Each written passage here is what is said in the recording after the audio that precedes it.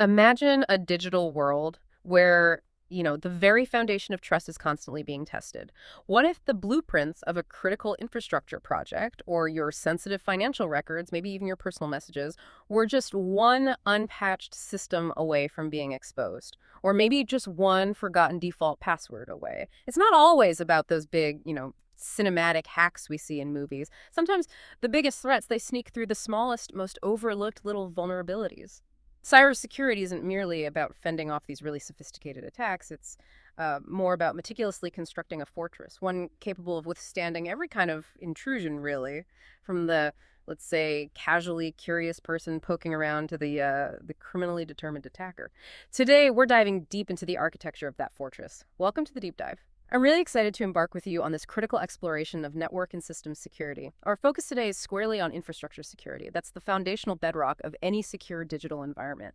You really can't build anything secure without it. Now, this deep dive is tailor-made for you. Whether you're maybe a BCIS 4345 student right now, perhaps an early career professional in main IS, CIS, or IT, or, maybe just intensely curious about how we protect our increasingly interconnected world.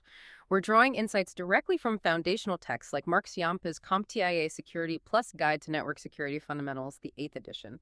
And we're enriching it with some real-world context, looking at things like the vibrant DFW job market, insights from eSecurity Planet, and even some cutting-edge NIST publications on really important topics like zero trust. Absolutely.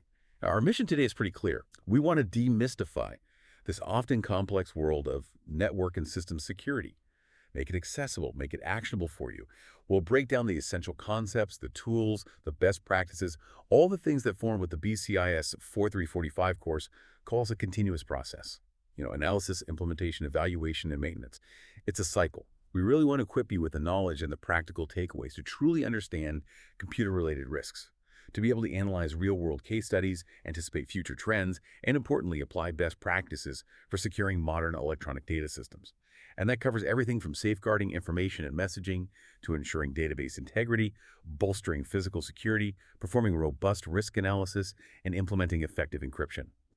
Ultimately, this deep dive, it's designed to give you the knowledge and skills you need to implement security measures, conduct assessments, manage operations, and respond effectively to incidents. Basically, getting you ready for the next generation of cybersecurity challenges. Okay, and before we really plunge into the specifics of building that digital fortress, just a quick favor. It helps us out and it helps everyone else who needs this vital knowledge.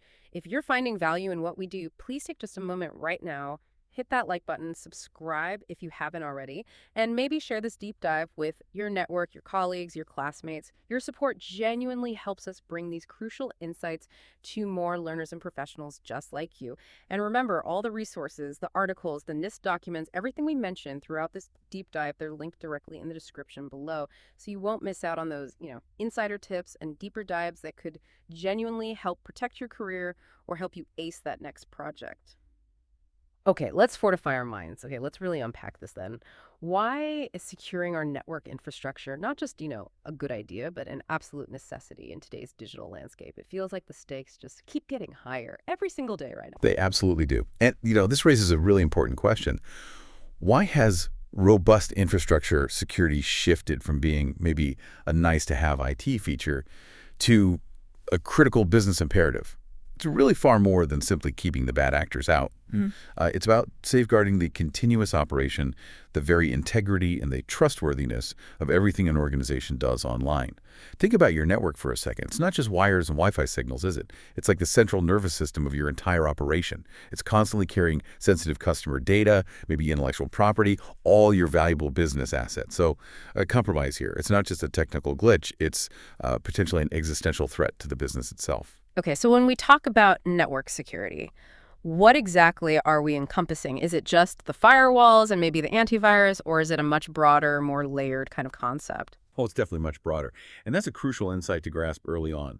As sources like eSecurity Planet and what we see in Mark Ciampa's CompTIA Security Plus guide highlight, network security is truly an umbrella term. It covers all facets of a network cybersecurity posture. Everything. This includes, the foundational policies, the established procedures, the best practices that guide your daily operations, and of course, the actual tools and technologies you deploy. And think about the sheer complexity of modern networks. They're connecting diverse software, intricate applications, vast databases, countless endpoints like laptops, phones, IoT devices. each one with its unique operational needs and vulnerabilities. It makes this an ongoing, multifaceted challenge. The ultimate goal, as you touched on, is safeguarding not just customer data, but all valuable business assets, ensuring information integrity across the board.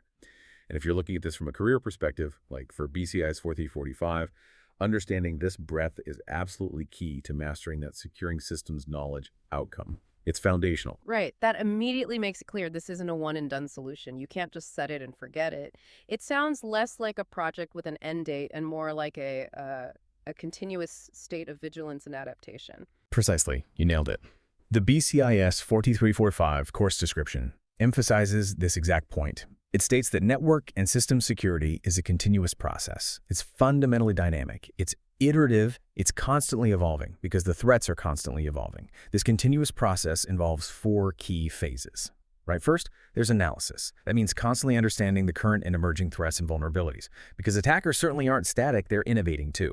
Second, implementation. That's where you deploy the appropriate security controls and solutions based on that analysis. Third, evaluation. This is critical. Rigorously assessing the effectiveness of those controls you put in place. Are they truly working as intended?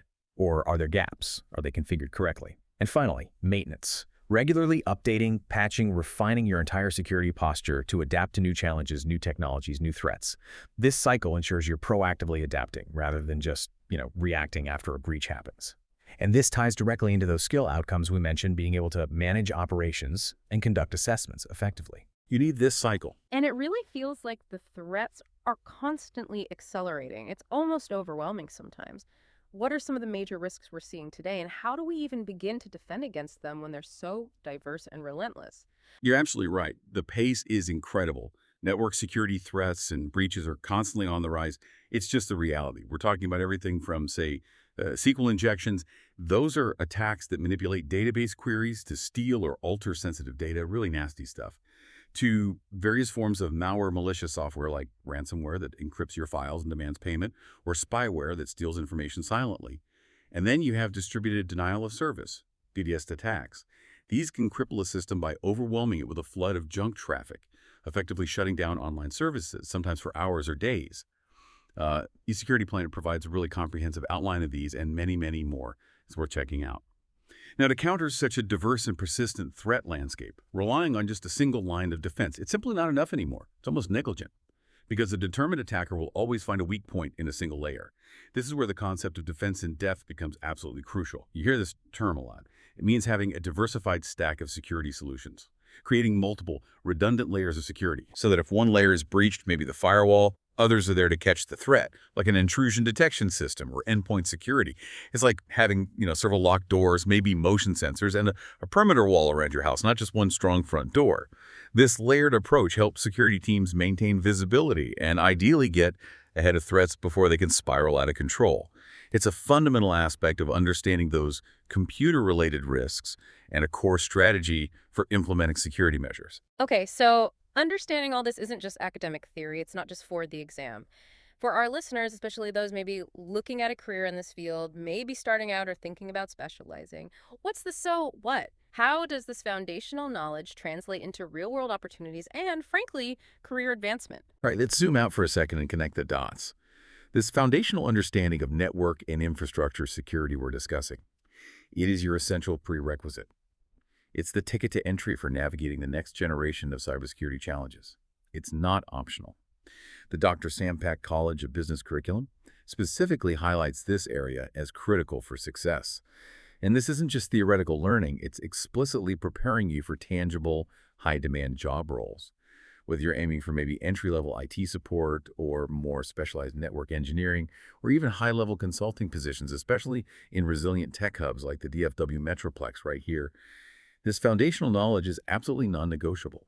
It directly addresses those knowledge outcomes we keep mentioning, like understanding complex risks, the imperative of securing systems, and ensuring information integrity. At the end of the day, it's about building a robust skill set that makes you highly employable and positions you for significant career growth in a field that is only expanding.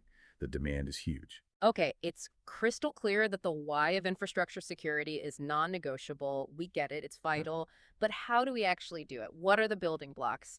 The physical and virtual guardians that form this digital fortress? This is where it gets really interesting, I think, for anyone wanting to get hands-on, right? That's a great question. And yeah, this is where the theory meets practice.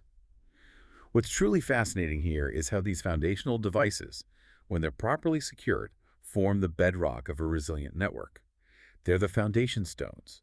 Their correct configuration and ongoing management are critical implementation skills, skills that directly translate into protecting your digital assets. Mark Ciampa's CompTIA Security Plus guide gives an excellent overview of these core components. Let's maybe walk through some of them. Let's start with switches. Okay? These typically operate at the data link layer, which is often called layer 2 of the OSI model. Now, to put that in simpler terms, imagine the OSI model is like a universal framework, maybe a set of rules for how network communication happens. It's divided into 7 distinct layers. Layer 2, the data link layer, that's where devices within the same local network, like your computer and a printer on the same Wi-Fi, connect directly. They use unique hardware identifiers called MMASH addresses. Switches facilitate this efficient and secure communication within that local network. If you've ever thought about how your computer talks to that printer, well, switches are the silent workhorses making that happen. But and this is key, they're also a major point of vulnerability if they're not properly secured. Okay, so how do we secure a switch beyond just, plugging it in and hoping for the best? What are the practical steps to really lock them down? Good question. Hoping for the best is definitely not a strategy here. The primary security measures for switches really revolve around controlling access right at the physical port level. Port security is vital. It prevents unauthorized devices from just plugging into an open port on the switch, and it also protects against something called MC address spoofing. That's where an attacker tries to impersonate a legitimate device by basically stealing or faking its MC address. For example, on a common switch like a Cisco Catalyst, you can actually configure a specific port to only allow a certain number of MC address, say just one, or even lock it down to one specific MC address. This means only known authorized devices can connect to that port. Anything else gets blocked. Beyond that, broader configuration defenses are crucial. This includes things like disabling any unused ports while leaving an open door, implementing virtual LANs or VLANs, which we'll definitely dive into more detail on later. They're super important for segmentation. And enabling port authentication, often using protocols like 802.1x. This ensures only authenticated devices can even connect to the network in the first place. This directly contributes to that core skill of being able to implement and configure security measures. This is hands-on stuff. That sounds like having a pretty strict bouncer at the door for every single connection point. Okay. Now, what about routers? They're kind of the traffic cops between different networks, right? Not just within one. How do we keep them secure? That's a perfect analogy. Routers are indeed the traffic cops, and they operate at layer 3 of the OSI model, which is the network layer. This is where they become responsible for forwarding data packets between different networks. Think of them as the navigators of the internet, directing traffic to its correct destination based on IP addresses, not just local MRAG address. Their security role is immense. They implement network segmentation, deciding which networks can talk to each other. They enforce access control policies. And they provide secure routing protocols so traffic takes safe paths. For router security, some key best practices include, first, securing administrative access. That means strong passwords, definitely multi-factor authentication these days, and limiting who and from where the router could be managed. Tight control. Enabling access control lists, ACLs, is also absolutely crucial. These are essentially sets of rules, like a filter. They filter traffic based on source IP, destination IP, port numbers, protocol type, acting like very specific customs agents for your data packets. You're allowed, you're not. And for secure communication over public networks, like sending data between offices over the internet, implementing VPN tunnels through the router is key. Ciampa's guide even includes practical hands-on projects, like creating an ACL on a Cisco router to allow, say, specific web, HTTP, and DNS traffic, but explicitly deny something insecure like Telnet from certain subnets. That gives you a really concrete implementation skill. Okay, routers as traffic cops with strict rules. Got it. And then there are the servers. These feel like the real workhorses of any network, right? Holding all the critical data and running the applications. What's the biggest challenge in securing them, given how central they are? Yeah, servers are definitely the crown jewels in many ways, and that makes them prime targets. The biggest challenge is their multifaceted and absolutely critical role. They provide essential network services, everything from file sharing and email to web hosting, database management, application hosting, you name it. This central role means they are often the primary target for attackers who are seeking sensitive data or maybe trying to gain control over operations or use the server as a launchpad for further attacks. So server auditing techniques are paramount here. It's a whole discipline in itself. This includes diligent patch management, applying security updates as soon as they're available to fix known vulnerabilities. You can't delay this. Secure configuration is huge. This means minimizing the attack surface by disabling any unnecessary services or ports. If you don't need it, turn it off. Robust user access controls are critical, enforcing that principle of least privilege we talked about. Only give users and processes the absolute minimum permissions they need, and of course, regular, verified backups. You need to know you can actually restore from them if the worst happens. Securing servers directly contributes to the integrity of your entire data system. If your servers are compromised, everything is at risk. I've also heard about load balancers. My impression was they were mostly about performance, making websites faster, and preventing crashes during high traffic. But what's their role in security? Do they actually contribute to defense? That's a common perception, but load balancers are often unsung heroes in the security architecture. They're incredibly important. While their primary function is to distribute network traffic across multiple servers or resources, optimizing performance, ensuring scalability, improving reliability, they play a significant security role too. By distributing traffic, they can act as a kind of shield. They can help mitigate distributed denial of service, DDoS attacks. Instead of one server getting hammered by malicious traffic, the load balancer spreads that junk traffic across many targets, preventing any single server from being overwhelmed and taken offline. So, they enhance overall network resilience. They use different algorithms, like round-robin or media-least connections, to ensure continuous service availability even under heavy load or during an attack. This is crucial for maintaining operational continuity, keeping the business running even when under hostile conditions. Okay, so those are the, let's say, common network devices that absolutely need fortifying. Switches, routers, servers, load balancers. But you mentioned there's also specialized hardware, devices specifically designed just for security. Can you walk us through some of those dedicated defenders? Absolutely. Yeah, beyond the core networking gear, there's a whole category of devices specifically engineered to defend your digital frontier. These are the specialists. First up, and probably the most well-known, are firewalls.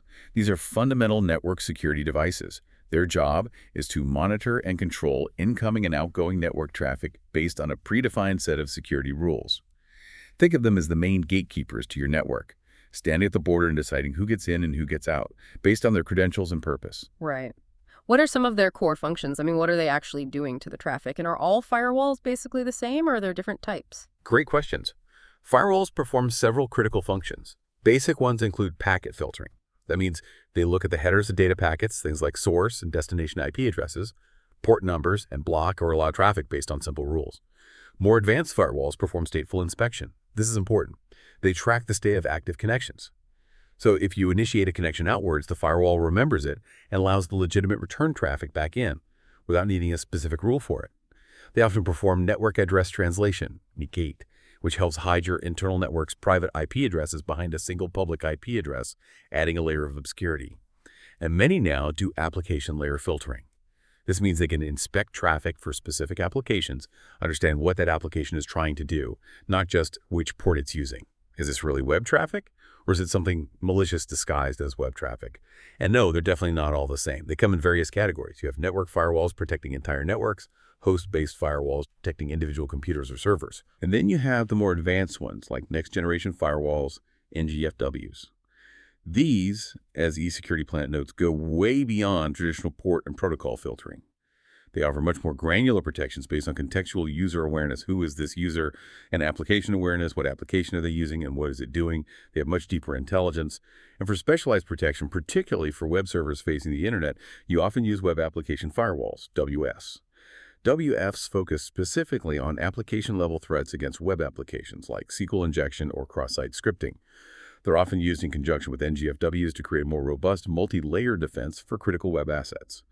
Understanding these different types and their capabilities is key to implementing security measures effectively. Okay, so NGFWs and WAFs are like an evolution, offering deeper inspection. That makes sense.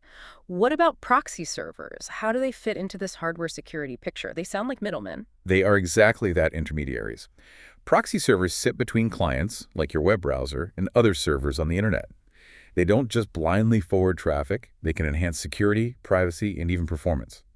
They do this by filtering content, blocking certain types of files or websites, by caching frequently accessed data locally, which speeds up access for users, or even by anonymizing client requests, hiding the user's original IP address from the destination server.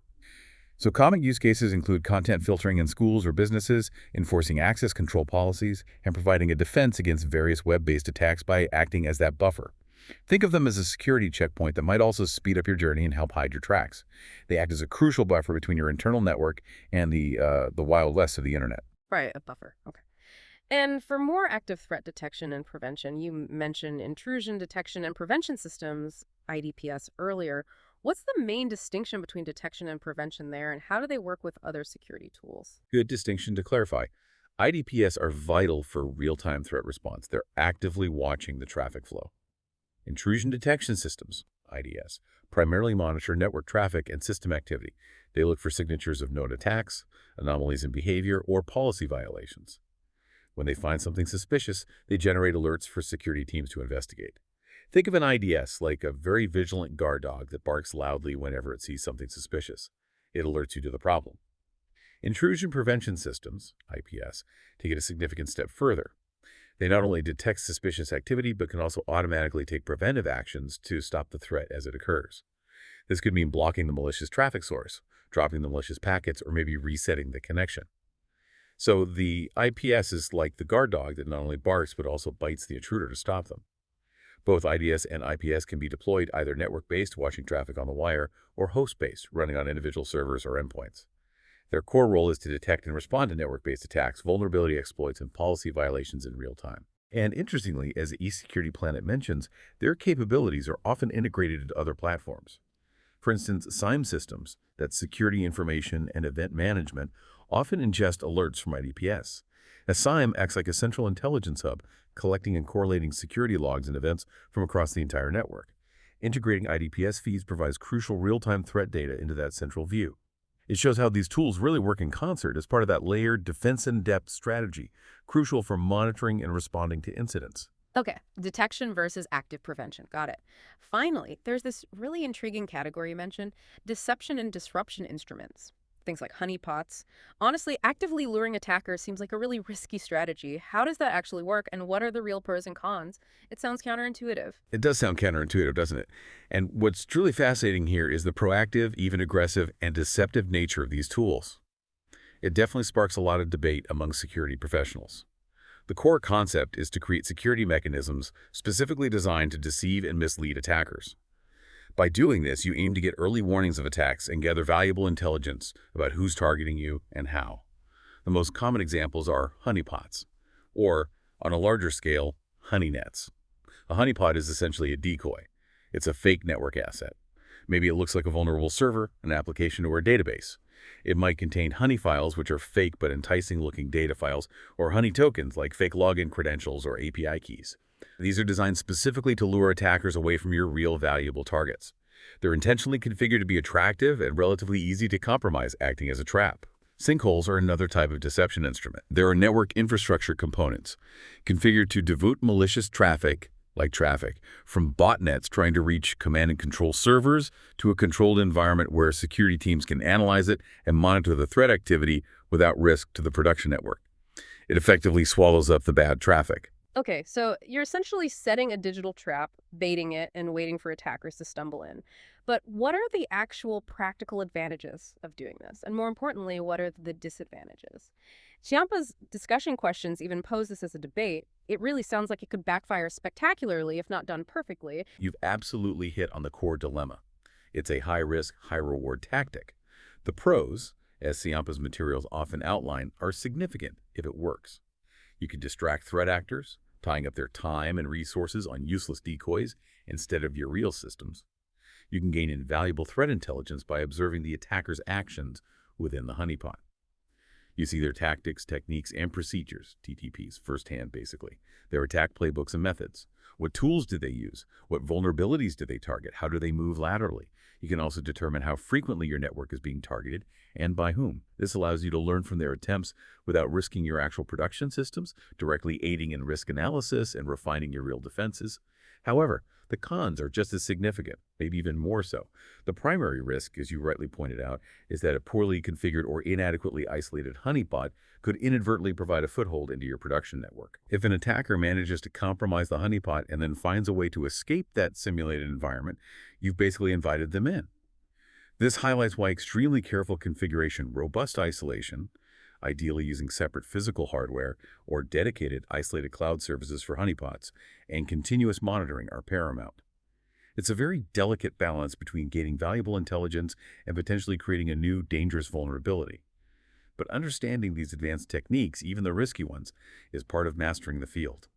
This whole deep dive into hardware, from switches to honeypots, is critical for developing those practical skills to implement and configure security measures and effectively manage operations. All right, so we've covered a lot of ground on the hardware side, the physical switches, routers, firewalls, even those sneaky honeypots. Now, let's shift our focus to the software side of things. In our incredibly dynamic digital world, code often acts as a digital shield, right? Offering these really flexible and adaptive protections. How do these software solutions enhance our security posture in ways that maybe hardware alone just cannot? That's a great transition. If we place this in the broader context of that continuous security process we talked about, analysis, implementation, evaluation, maintenance software protections are really key players in the dynamic, adaptable layers. They often provide the agility needed to respond quickly to evolving threats, to counter new attack vectors as they emerge. Hardware is foundational, but software often provides the intelligence and the speed. They are absolutely key to the evaluation and maintenance phases, constantly adapting and refining the defenses. This is where systems get really smart and adaptive about protecting themselves. Okay, let's start with something many people probably encounter daily, maybe without even realizing its security role. Web filtering. What exactly is it doing behind the scenes, and what are its different forms? Is it just about blocking obvious bad sites, or is there more to it? Yeah, web filtering is ubiquitous, but its security role is crucial. It's a security measure designed specifically to control and monitor users' web access, actively blocking malicious or inappropriate content before it reaches the user's machine. Ciampa's guide details several techniques, and it's more sophisticated than just blocking a list of bad URLs. You do have basic URL filtering, which blocks or allows access based on specific web addresses, like badsite.com, allaware.html. That's the simplest form. Then there's content filtering. This is smarter. It actually analyzes the content of a web page looking for specific keywords, images, or code patterns and blocks access if it matches predefined criteria, even if the URL itself isn't on a block list. And finally, you have category-based filtering. This allows administrators to block entire categories of websites, like social networking, streaming media, gambling, or adult content. This is very common in corporate or educational environments to enforce policies. Ah, okay. So it's not just about stopping malware infections then. It's also a tool for enforcing acceptable use policies, like you might find in a workplace or a school. Exactly. Its importance is really multifaceted. Yes, it absolutely helps prevent malware infections by blocking known malicious sites or sites hosting exploit kits. But it also enforces those acceptable use policies, for instance, blocking social media during work hours to maintain productivity or blocking access to inappropriate content on school networks. And fundamentally, it protects against a wide range of web-based threats, like phishing sites trying to steal credentials or drive-by downloads that try to install malware just by visiting a compromised page. You can think of it, as Control-D puts it in their materials, like a very meticulous bouncer at a digital club. They check every guest's ID, the URL, and maybe even pat them down and inspect the content against a strict dress code or rules list before they're allowed inside. It's a very visible and common form of implementing security measures and securing systems. That bouncer analogy really helps clarify it. Okay, now, how does DNS filtering differ from that general web filtering? They sound similar, but I gather there's a key difference in when they act. And why might an organization strategically choose to use both for really comprehensive protection? That's a great clarifying question. DNS filtering is a specific type of web filtering, but it operates at a much earlier, more fundamental level, the domain name system, or DNS level. Remember, before your browser can connect to any website, it needs to look up the website's name, like www.example.com, to find its IP address. That's a DNS request. DNS filtering works by intercepting and filtering these DNS requests. It blocks access to malicious or unauthorized domains before any connection to the actual website hosting server can even be made. Control-D explains this well. They note it acts like a gatekeeper at the very first step of connecting to any online resource. If the domain itself is blocked, the conversation stops there. Okay. So it's stopping the connection attempt right at the source based on the domain name itself. That sounds like it would be much faster and maybe less resource intensive. What are the key benefits of doing it this way? You're exactly right. It's typically much faster and lighter on resources because it acts purely at the domain name level, preventing the network connection from even starting if the domain is blacklisted. Its key benefits include very effectively preventing phishing attacks by blocking access to known phishing domains right at the DNS lookup stage. It efficiently blocks access to entire categories of malicious websites like malware distribution sites or command and control servers. And it can enforce content filtering policies quite efficiently across all devices that are configured to use that specific DNS filtering service. Implementation can be done using techniques like DNS sinkholes, redirecting bad requests, configuring DNS firewall rules on your network's DNS server, or very commonly using third-party cloud-based DNS filtering services. Now, the key difference, as Control-D highlights, is this. DNS filtering acts as that fast, efficient gatekeeper at the domain level. General web filtering, the kind we discussed first, offers more granular control because it can inspect the specific content of pages within allowed websites. So many organizations, wisely, use both for comprehensive layered protection. DNS filtering provides that initial, broad, fast block, and then web filtering provides a deeper inspection for the traffic that is allowed through. It's another example of defense in depth. This combination plays a direct role in risk analysis and securing systems more effectively. Okay, layered filtering makes sense. Moving beyond just web traffic now, let's discuss file integrity monitoring, FIM. This sounds like a really important internal watchdog, something always keeping an eye on critical system files. Why is this specific capability so critical for detecting maybe more stealthy or hidden threats? File integrity monitoring, or FIM, is indeed critical internal security control. Think of it as a digital security camera pointed directly at your most important system files and configurations. It continuously monitors these critical assets and detects any unauthorized changes. Netrix, a company specializing in this area, really emphasizes its significance for two main reasons: breach prevention and breach detection. For prevention, FIM helps ensure that your systems maintain a secure, hardened configuration. It monitors for any configuration drift, unauthorized changes that might weaken security over time. For detection, this is where it gets really interesting. FIM can identify changes that could signal a malware infection, like a virus modifying a core system file, maybe an insider threat, an employee intentionally altering logs or configurations, or even a sophisticated zero-day attack that traditional signature-based antivirus might completely miss.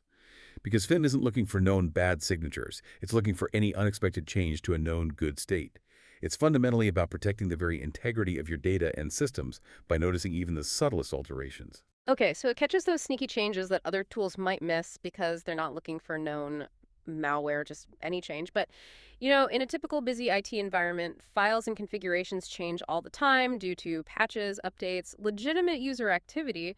Wouldn't that just generate an overwhelming flood of alerts? How do you implement FIM effectively without just drowning the security team in false positives? That's the million-dollar question with them. And you've hit on the biggest operational challenge. IT environments are incredibly dynamic. Constant change is normal. So effective FIM isn't just about detecting change. It's about understanding the context of the change. Netrix outlines several best practices to make FIM effective and manageable, not just noisy. Firstly, FIM needs a comprehensive scope. Don't just monitor a few key executable files. You need to cover all critical system files, program files, application files, configuration files, even registry keys, across all your platforms, your data center servers, network devices, desktops, even cloud instances. Secondly, and this is absolutely critical, you need intelligent noise reduction. The FIM system must be able to distinguish between different types of changes. For example, approved and legitimate changes, like installing a planned Windows update, approved but maybe erroneous changes, a sysadmin makes a mistake during configuration, unexpected but ultimately harmless changes, like a log file growing, and then the truly harmful unexpected changes, like malware altering a system binary or configuration. Filtering out the noise is essential to prevent alert fatigue, which is a huge problem. If analysts get thousands of alerts, they'll start ignoring them, including the critical ones. Okay, that sounds like it requires a lot of intelligence built right into the FIM system itself to tell the difference between a patch and an attack. How does it achieve that? It absolutely does require intelligence. The best FIM tools achieve this through several means. One is seamless integration with other security and IT management processes. Especially critical is integration with security information and event management. SIM systems, and IT service management, ITSM tools, like ticketing systems, for example, ServiceNow. SOM integration provides context. The FIM detects a change, and the SIM correlates it with other logs, like login activity, to help investigate if it's suspicious. ITSM integration is key for noise reduction. If a change detected by FIM matches an approved change request in the ticketing system, the FIM alert can be automatically suppressed or marked as expected. This change was planned. Furthermore, leveraging threat intelligence feeds enhances FIM. These feeds provide whitelists of known good file hashes, like official Microsoft patches, and blacklists of known malicious file hashes or change patterns. The best FIM tools also learn and improve over time, often using machine learning techniques to analyze the who, what, when, and where of changes, becoming better at spotting anomalous or malicious changes versus routine administrative activity. Finally, strong baselining capabilities are essential. You establish a gold standard baseline configuration, often based on industry benchmarks, like those from the Center for Internet Security, CIS, or DISA-STIGs, Security Technical Implementation Guides, used by the DoD. Then, the FIM tool audits for any deviations from that known good baseline. And while FIM is often a compliance requirement mandated by things like PCI DSS for credit cards, NIST standards, helping for healthcare, SOX for financials, its primary value really lies in genuinely strengthening overall cybersecurity posture and governance, not just ticking a compliance box. That's incredibly comprehensive. It's clearly much more than just simple file watching. Okay, what about this term we hear more and more, extended detection and response, or XDR? This seems to be positioned as an evolution, maybe even a replacement for some existing security concepts, combining many different tools. What's the scoop on XDR?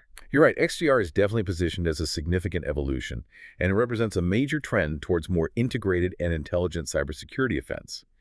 XDR stands for Extended Detection and Response. The keyword there is extended.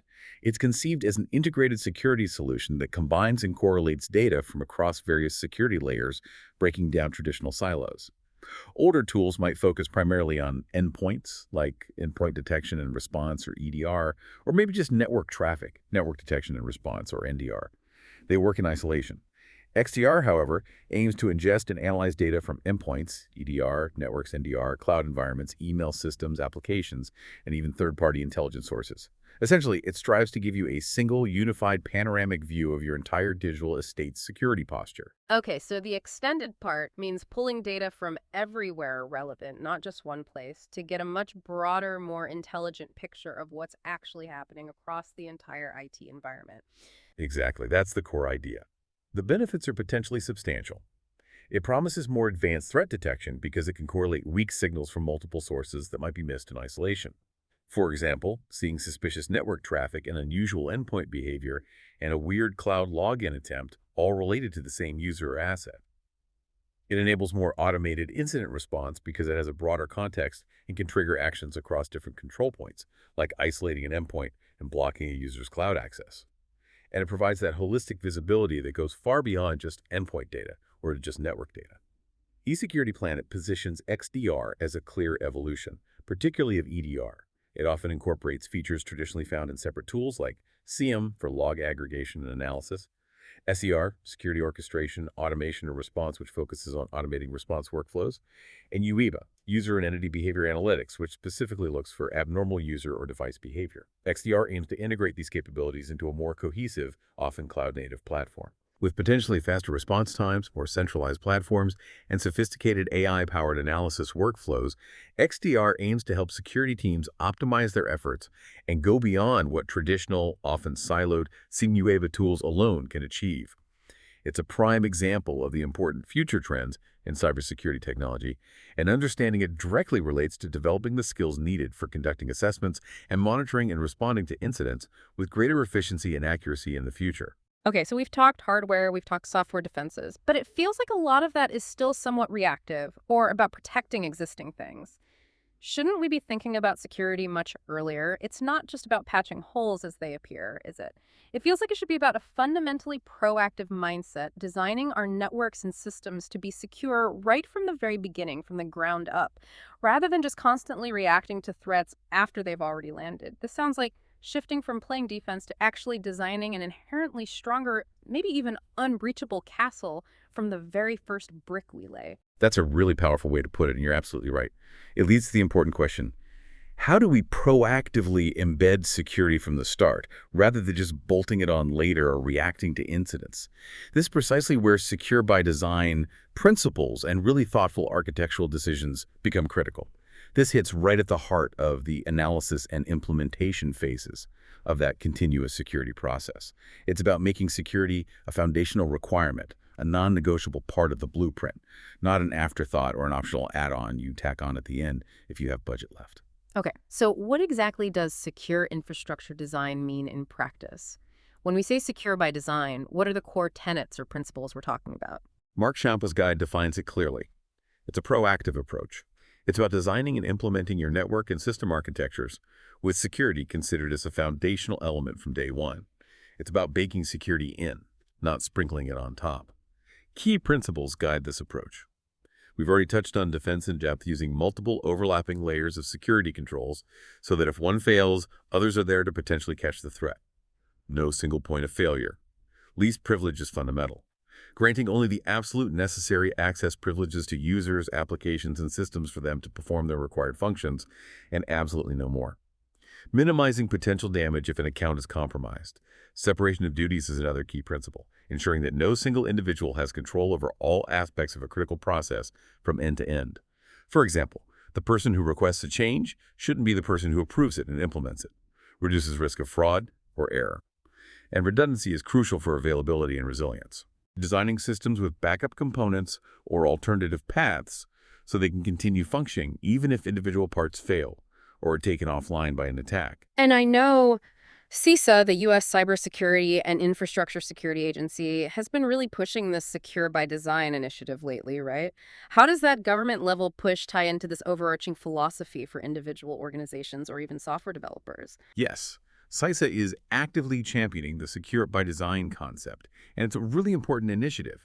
It aims to shift the security burden more onto the technology manufacturers and developers, rather than leaving it entirely up to the end users and organizations deploying the technology. It's about integrating cybersecurity considerations into technology products right from their earliest design phases. Think about it during R&D, not just before shipping. It means prioritizing customer security as a core business requirement for the vendors, not just an optional feature or an expensive add-on they try to sell you later. The ultimate goal is for products, whether it's software, hardware, or cloud services, to be secure out of the box. This means including essential security features like multi-factor authentication, MFA, comprehensive event logging so you can see what happened after an incident, and maybe support for single sign-on, SSO, standards, all available at no extra cost to the customer. The idea is to significantly reduce the number of exploitable flaws before products even hit the market, fundamentally improving the security posture of the entire digital ecosystem by default. This is a critical future trend that impacts everything from software development lifecycles to the governance of IT systems and procurement decisions. Okay, making security the default, not the add-on. That makes sense. Now, one of the most common and fundamental techniques for actually implementing secure design within a network, for creating those internal walls within our castle, is using virtual LANs or VLANs. Can you maybe unpack what VLANs are and explain exactly why they're so important for achieving that network segmentation and security? Absolutely. VLANs are a really powerful and widely used network segmentation technique. Conceptually, they allow you to logically divide a single physical network switch into multiple, smaller, isolated broadcast domains. So instead of needing, say, 5 separate physical switches to create 5 separate network segments for different departments or security zones, you can often achieve the same logical separation using just one, or maybe 2, redundant, smart, manageable switch. Imagine a large open-plan office floor. You want to divide it into smaller, separate work areas for different teams, maybe marketing, engineering, finance, without actually building physical walls between them.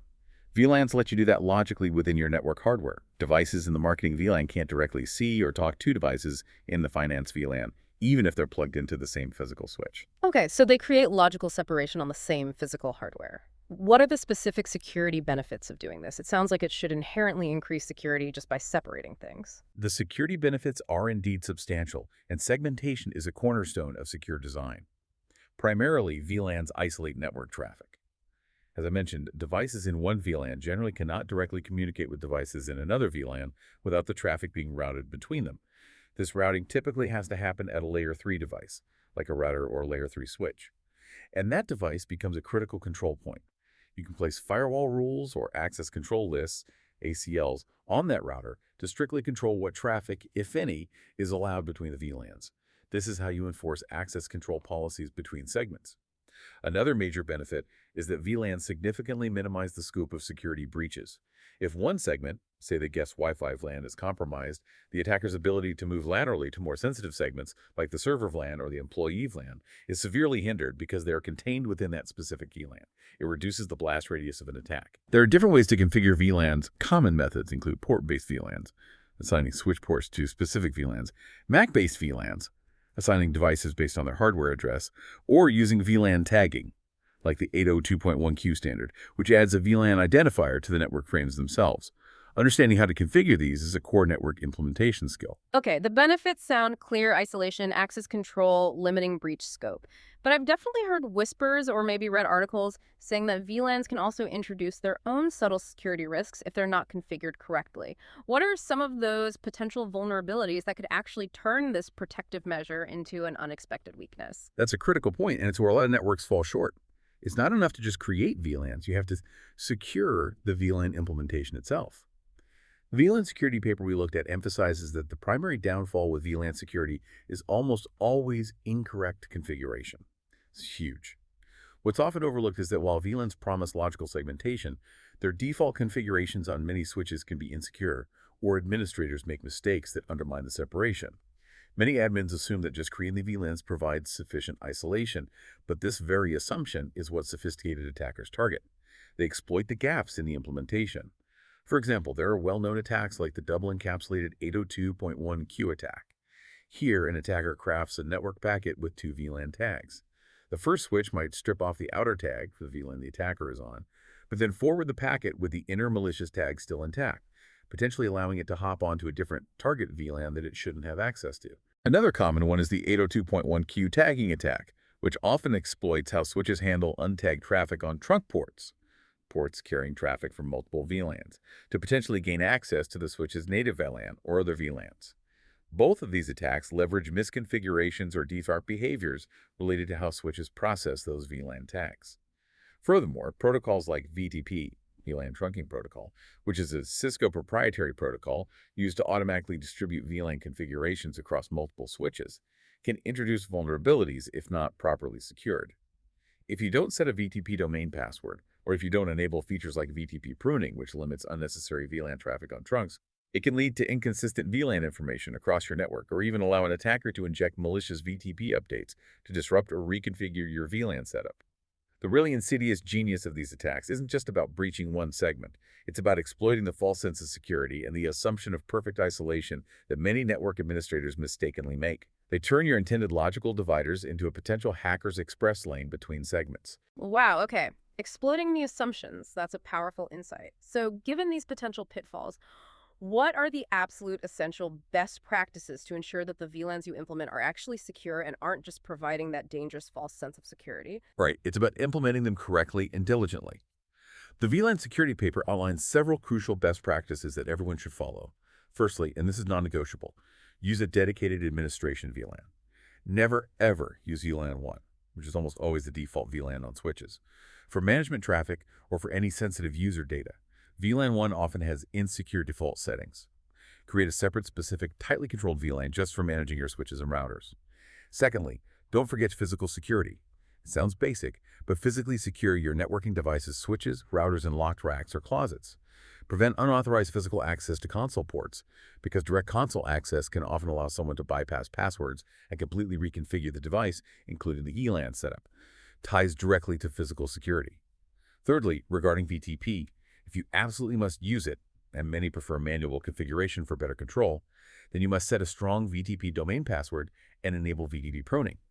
Pruning prevents unnecessary VLAN traffic from flooding across trunk links to switches where it's not needed, significantly reducing the attack surface for VLAN hopping. Fourthly, be explicit about restricting trunked VLANs. On trunk ports connecting switches, or connecting switches to routers, only allow the specific VLAN IDs that are absolutely necessary for the connected hosts or downstream devices. Don't just allow all VLANs by default. This privilege applies to VLAN trunking too. Finally, Monitoring is essential. You can't just set it and forget it.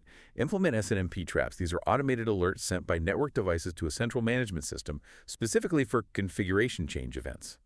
Also, regularly pull things like MAC address tables to see which devices are on which ports, and VLAN databases to ensure hosts are on the correct networks and that no unauthorized changes have occurred.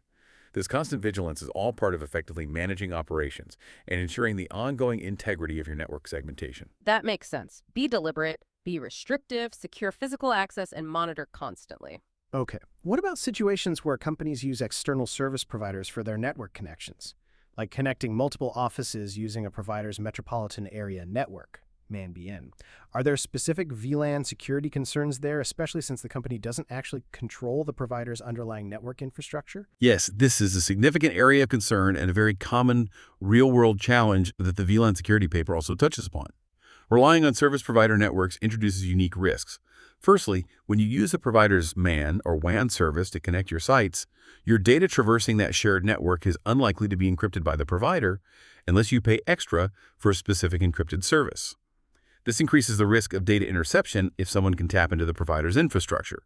Secondly, there's always a potential risk of accidental network bridging or misconfiguration by the provider, which could inadvertently connect your network traffic with that of other customers sharing the same infrastructure. Human error happens. Thirdly, those physical street cabinets or provider points of presence containing switching equipment can become potential targets for physical access, offering an easier way into the shared network fabric than attacking your secured corporate office. And critically, as you pointed out, you typically don't have administrative control over the provider's network equipment. This means you can't ensure that they have implemented proper security measures, like preventing VLAN hopping attacks using crafted 802.1q packets between different customers on their shared network. You're trusting them, but you can't verify. Therefore, the strong recommendation here to maintain both data confidentiality and integrity when your traffic crosses shared MAN or WAN infrastructure is to encrypt all your inter-site data using a virtual private network, VPN. You build your own secure tunnels over the provider's network. This protects your data end-to-end, even if the underlying provider network isn't perfectly secured or trustworthy. It puts the control back in your hands and directly addresses risk analysis and the need for encryption. Okay, encrypting over the provider network is key. Good tip.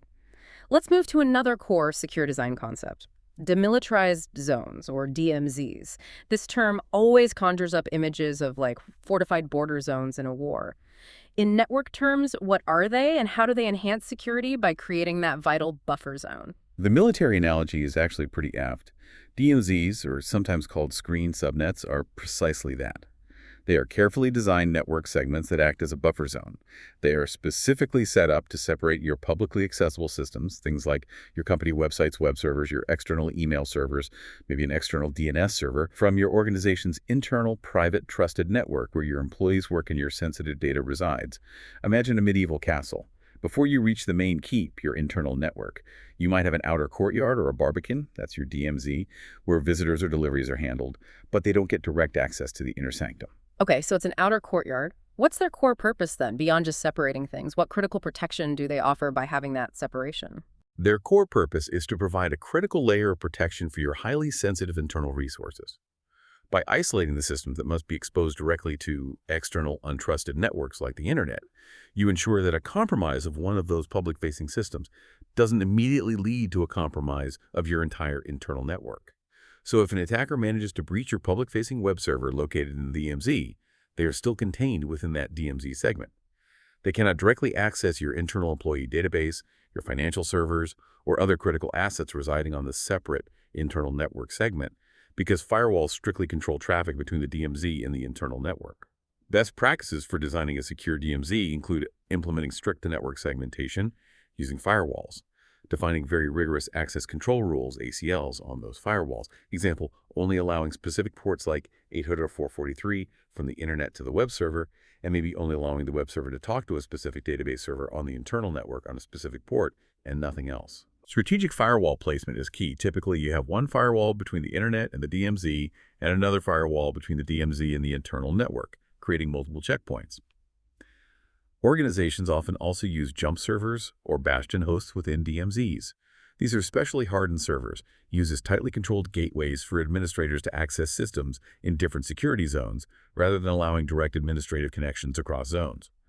Building a proper DMZ is a fundamental aspect of securing systems through intelligent layered network architecture design. Right, containing the breach in that outer courtyard makes perfect sense. Okay, finally, in this design section, let's tackle the big one. Zero Trust Architecture, or ZTA. This is a concept, maybe even a philosophy, that's gaining huge traction everywhere. It feels like a real paradigm shift in how we think about network security.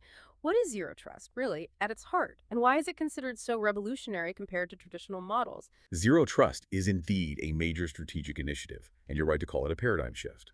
It's articulated well by Ciampa in the newer materials and explored in exhaustive detail by NIST in their special publication 800-207, which is really the definitive guide.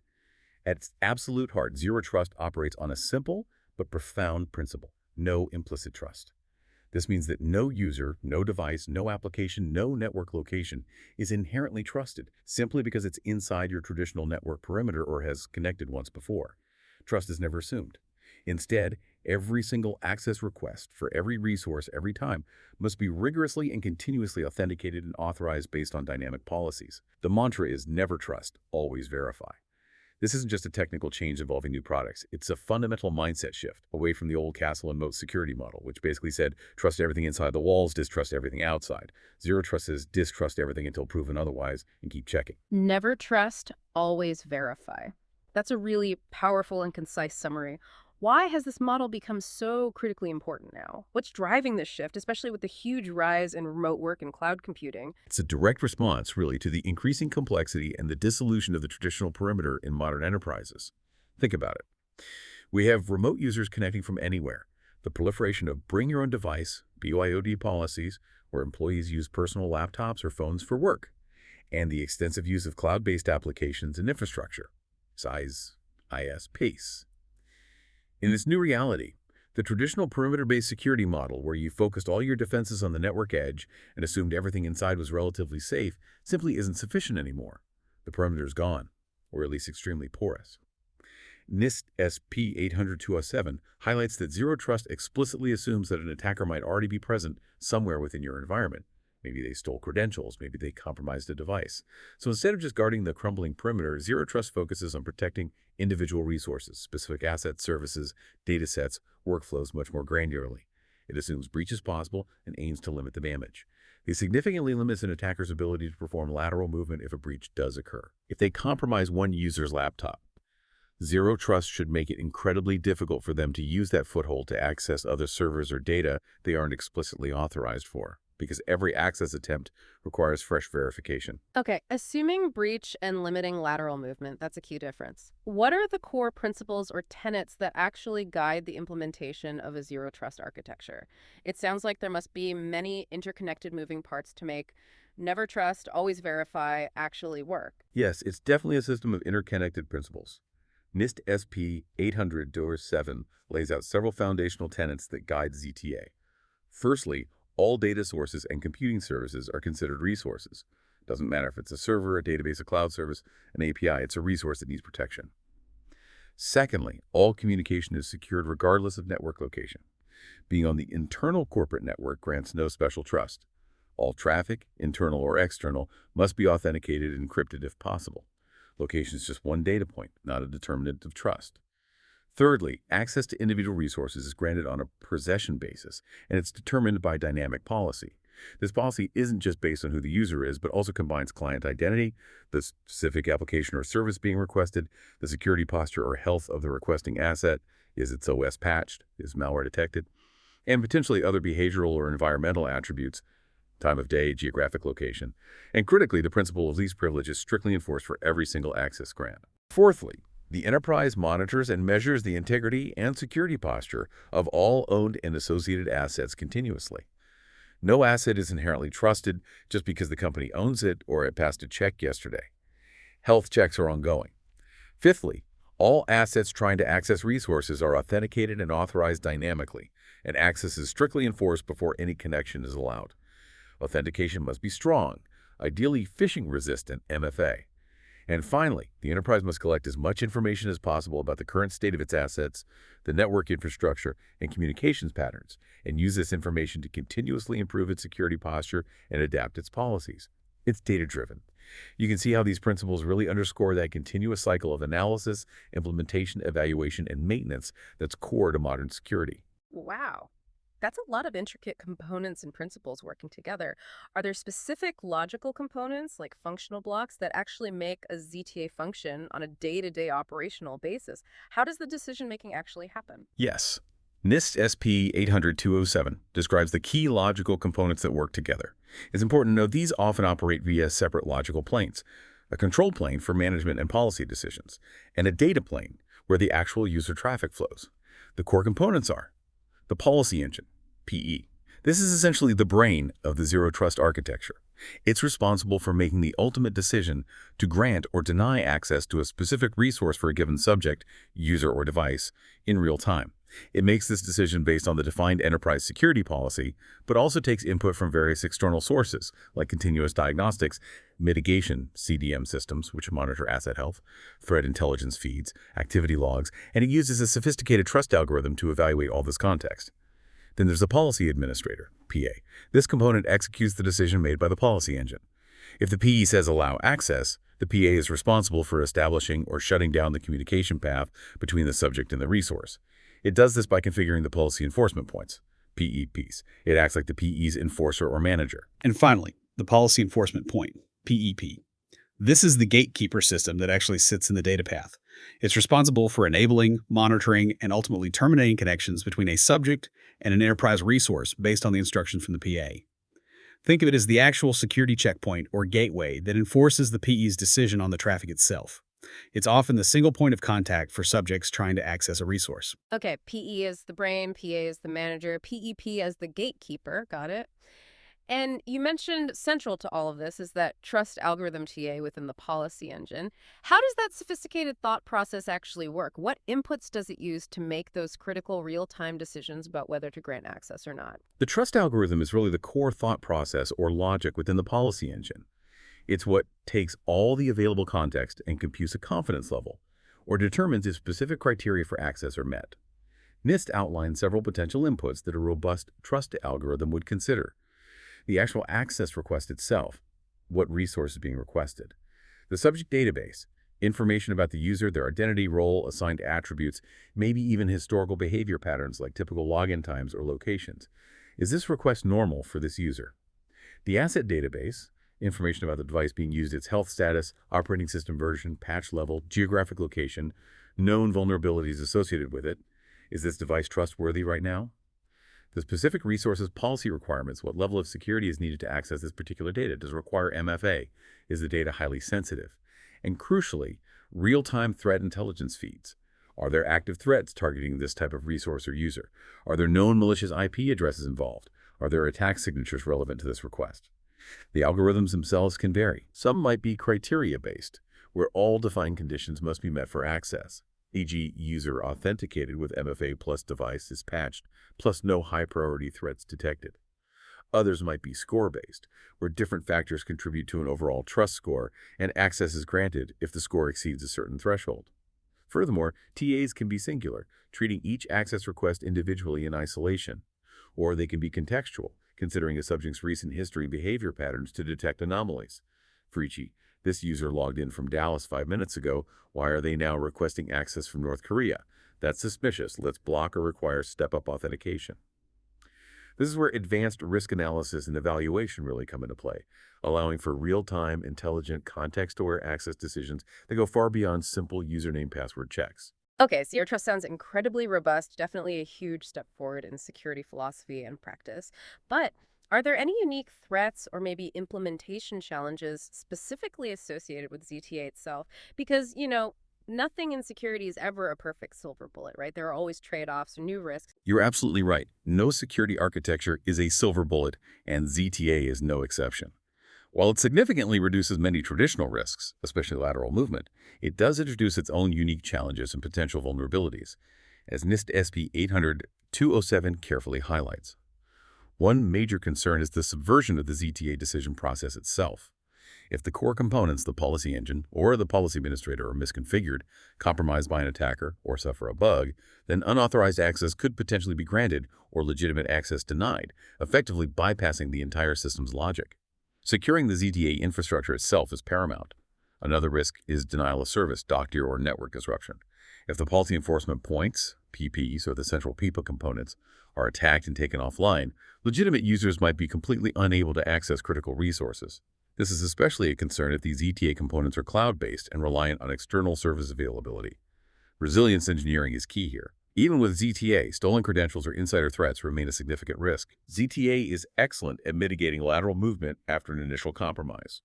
But if an attacker obtains valid credentials, or is a malicious insider, they can still potentially access whatever resources those credentials legitimately authorize. This is where those contextual trust algorithms, looking for anomalous behavior, become really important as an additional layer. Visibility on the network can sometimes become more challenging because ZTA often mandates encryption for all traffic, which is good for confidentiality. It can make traditional deep packet inspection for threat detection more difficult for security monitoring tools. This requires a shift towards relying more on metadata analysis, endpoint visibility (EDR), and machine learning techniques to detect threats within encrypted flows. Finally, a practical challenge can be a reliance on proprietary vendor formats or solutions. As ZTA is still evolving, different vendors might implement components using proprietary methods, potentially leading to vendor lock-in, interoperability issues between different ZTA tools, and potentially creating security gaps or costly transitions if you need to switch vendors down the road. Open standards are still developing here. Okay, those are definitely important considerations. Securing the ZTA itself, DOS risks, credentials still mattering, visibility challenges, and vendor lock-in. So, given these complexities and the fundamental shift it represents, is migrating to a zero-trust architecture typically a rip-and-replace kind of job? Do you just tear out all your old network security overnight? Or is it usually a more phased, gradual, maybe even painful journey? It's definitely a journey, not a rip-and-replace scenario. That would be practically impossible and incredibly disruptive for almost any organization. NIST SP 800-207 explicitly describes ZTA adoption as an incremental process. Enterprises will likely operate in a hybrid state, with existing perimeter defenses like firewalls coexisting alongside newly implemented ZTA components for an indefinite period, maybe forever in some cases. Migrating successfully requires a very deep understanding of the enterprise's assets. What are we protecting? The subjects, users, devices, applications that need access, the critical data flows between them, and the underlying business processes that rely on this access. You need comprehensive visibility first. The migration process typically involves several key steps: identifying all your actors and assets, evaluating your current security processes and identifying gaps, formulating clear, granular zero-trust security policies. This is often the hardest part. Identifying and selecting appropriate technology solutions that align with ETA principles, and then pursuing an iterative deployment and continuous monitoring approach. Start small, maybe with one critical application or user group. Learn, refine, and expand. This continuous process of analysis, implementation, evaluation, and maintenance is absolutely critical for a successful ZTA migration. It's not a project with an end date. It's an ongoing strategic initiative, and understanding it is absolutely key for anyone involved in cybersecurity today. It's a critical future trend that you absolutely need to be aware of and prepared for in your career. Okay, so we've designed our secure infrastructure, maybe incorporating zero trust principles, building in those layers of defense like VLANs and DMZs. The next critical step, it seems, is meticulously managing who gets to use this carefully designed infrastructure and how they get to use it. Especially with today's workforce being so mobile and distributed, it feels like it's not just about granting access anymore, but about securing every single interaction point, right? That's exactly right. This brings us to the crucial element of access control technologies. It's about ensuring only authorized users, using healthy and compliant devices, can interact with our protected resources under the right conditions. Those are the technologies that bridge the gap between your security policies, like those defined in Zero Trust, and the real world. They are the implementation and evaluation mechanisms that truly bring your security policies to life, acting as those final checkpoints at the gate. Okay, when we talk about secure access, especially remote access, the first technology that probably comes to most people's minds is the virtual private network, VPN. How do VPNs actually function to keep our communications private and secure, especially when we're connecting over potentially hostile public networks like coffee shop Wi-Fi or the internet in general? VPNs are absolutely a cornerstone of secure remote access, and yeah, most people working remotely have probably encountered one. They're fundamental. Essentially, a VPN establishes a secure, encrypted communication channel, enabling private network connectivity over those unsecured public networks you mentioned, like the internet. The core mechanism involves encrypting the data traffic between the user's device, the VPN client, and a VPN endpoint, often called a VPN concentrator or gateway, located within the organization's network. This encryption happens via various secure tunneling protocols. Common ones include IPsec, Internet Protocol Security, SSL/TLS, often used for client-to-site VPNs, or newer protocols like WireGuard. This encryption process effectively creates a secure private connection, like a virtual tunnel, through the public internet. Anyone intercepting the traffic in between just sees encrypted gibberish. The primary benefit is that it allows users, employees, contractors to securely access their enterprise network resources, like file shares and internal applications, from diverse locations and devices, as if they were physically present in the office. It protects data confidentiality, preventing eavesdropping, and integrity, preventing tampering during transit.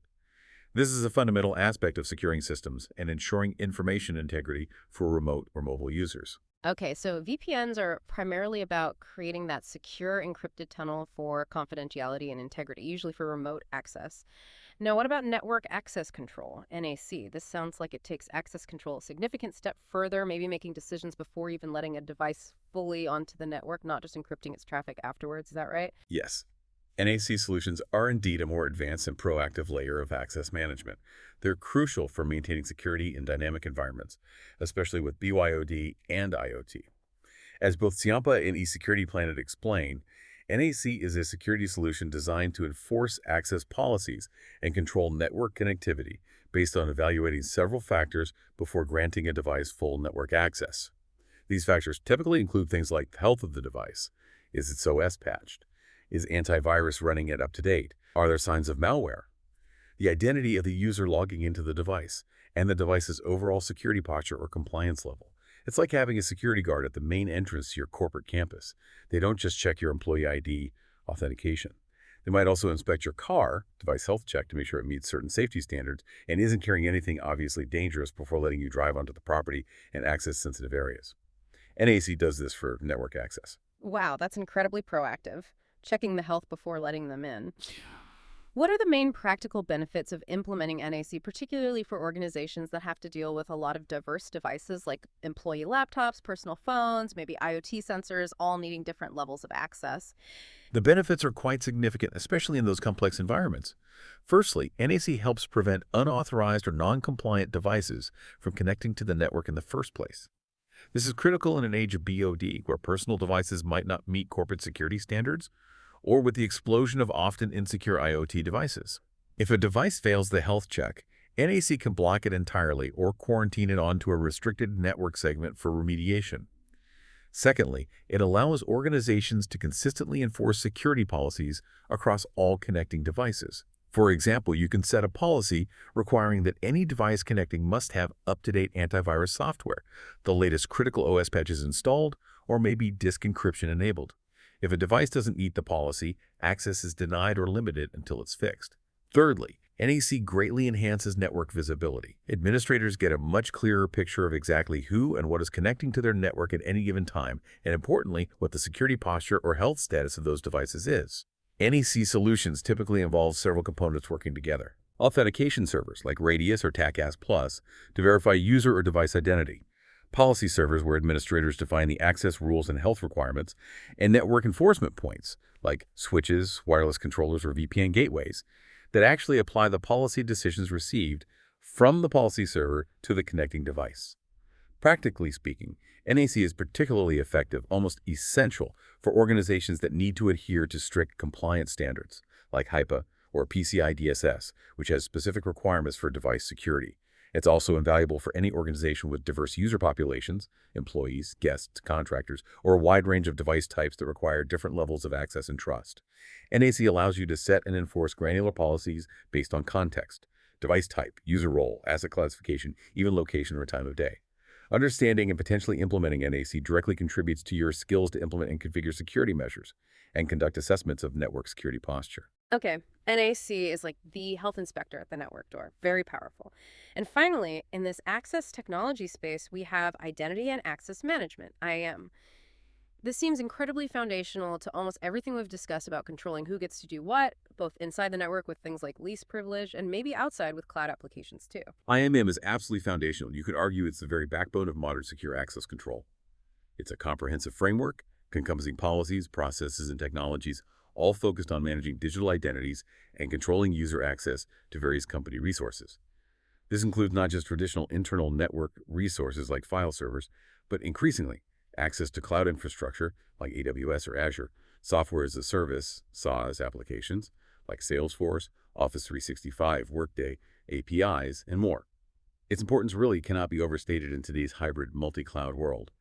IAM is absolutely central to effectively enforcing that critical principle of least privilege, ensuring users have only the permissions they strictly need to perform their job functions and no more. This minimizes the potential damage if an account is compromised. And as we discussed earlier, IAM is absolutely crucial for enabling successful zero-trust architectures.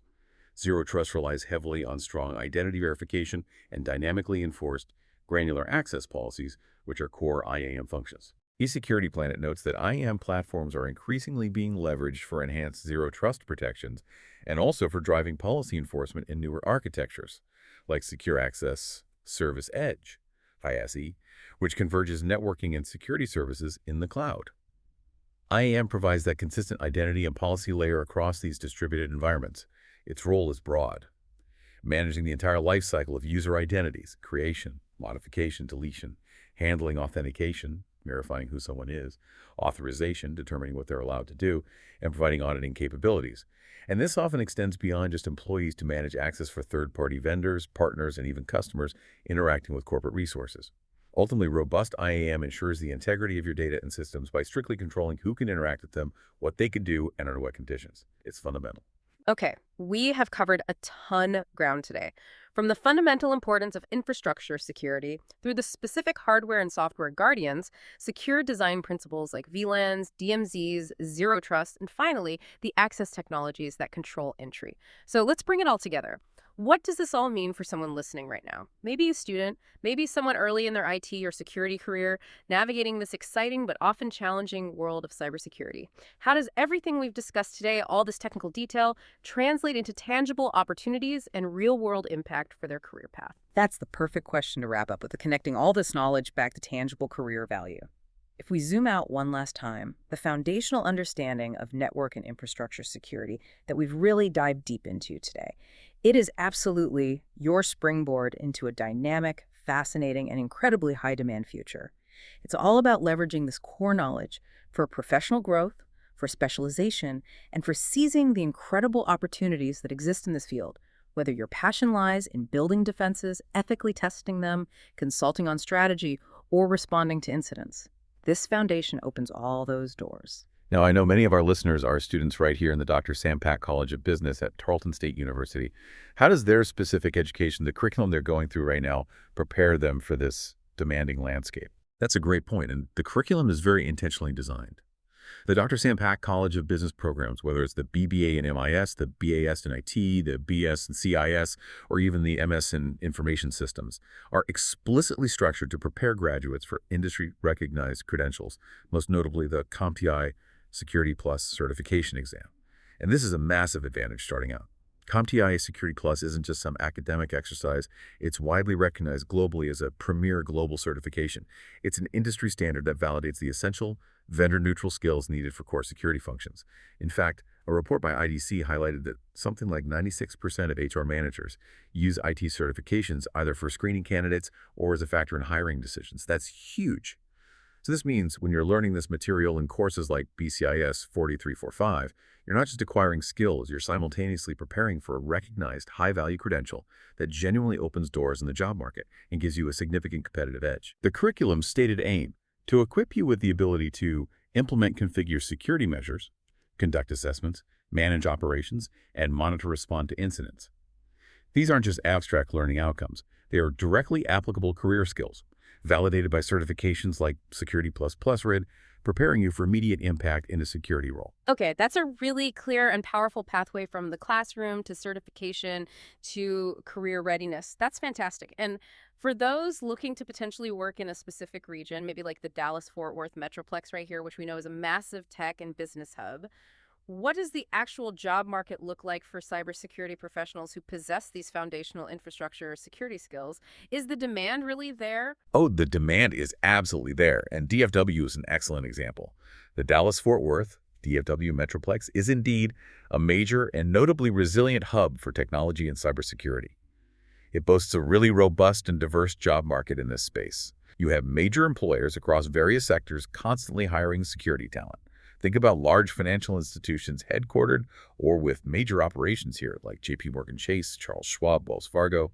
Think about the telecom giants like AT&T and Verizon. And don't forget the huge defense and aerospace companies like Lockheed Martin and Bell Flight.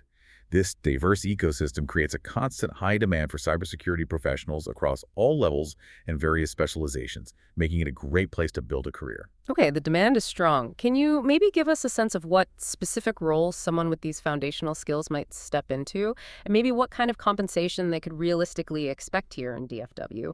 It's always inspiring for students and early career folks to see the potential career progression and rewards. Yep.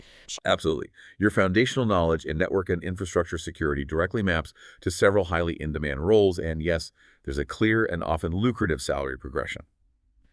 First, a very common and excellent entry point is the cybersecurity analyst. Responsibilities here often include network security monitoring, analyzing security logs, vulnerability scanning, and assisting with governance, risk, and compliance (GRC) tasks. Based on DFW market research, the average annual salary for this role is around $98,371, but top earners can reach over $136,077.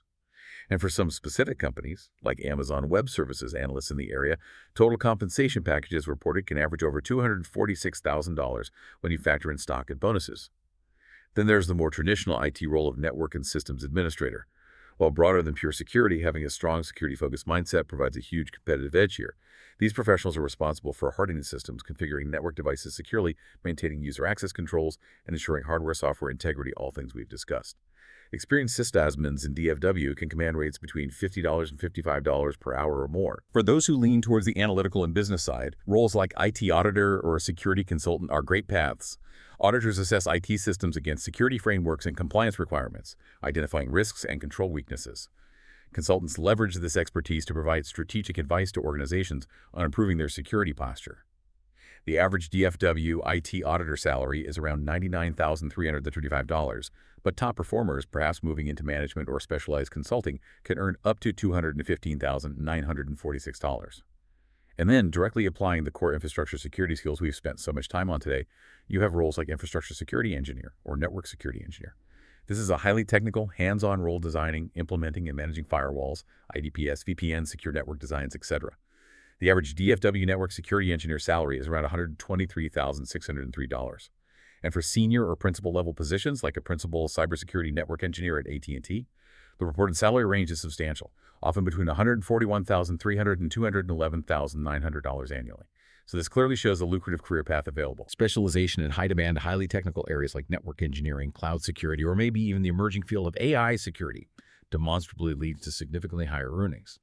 You see roles like cybersecurity, AML, principal engineer at Wells Fargo advertised with ranges from $191,000 up to $305,000. The potential is enormous. Wow. Okay, that really illustrates the tangible financial rewards that come with developing deep expertise and specialization in this field. That's incredibly motivating.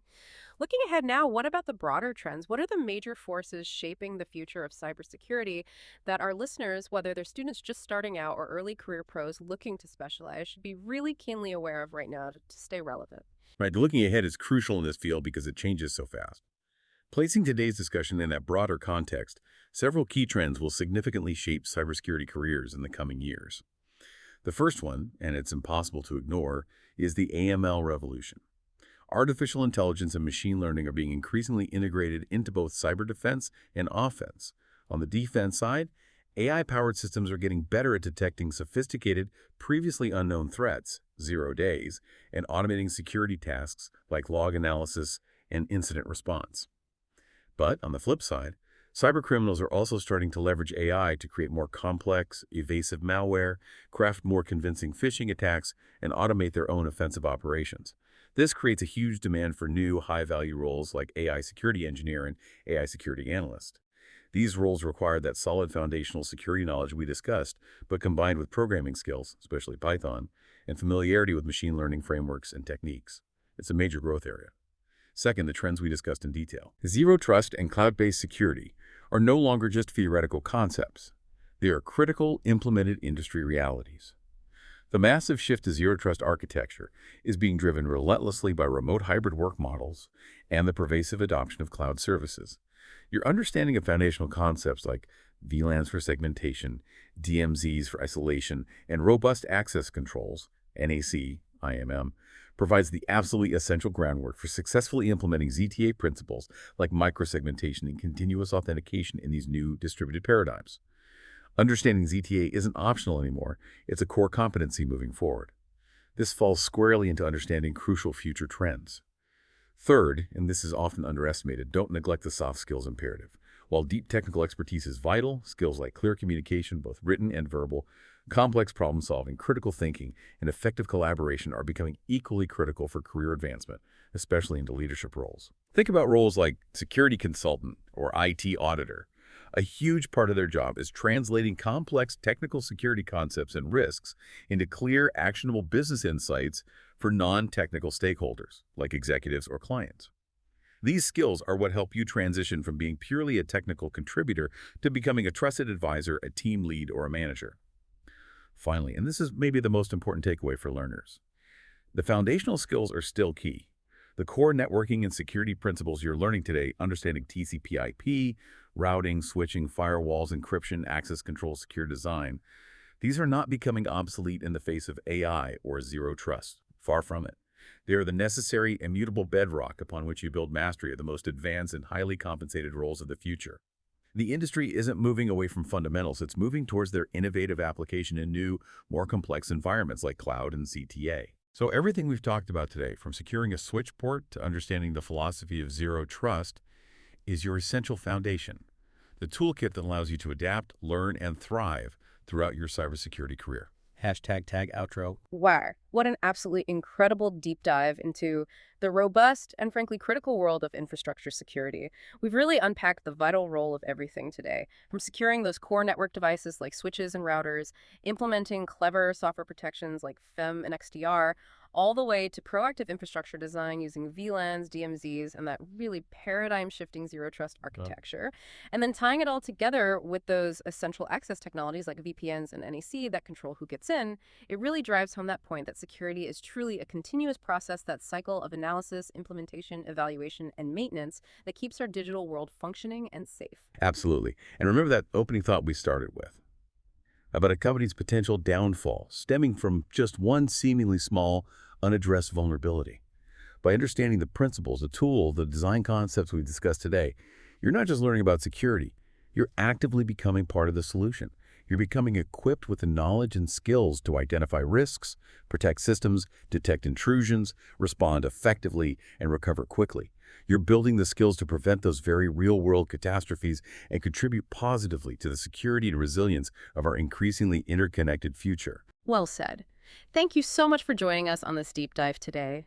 Your engagement, your questions, your curiosity, that's what fuels these important conversations and helps us bring this crucial knowledge to more learners and professionals.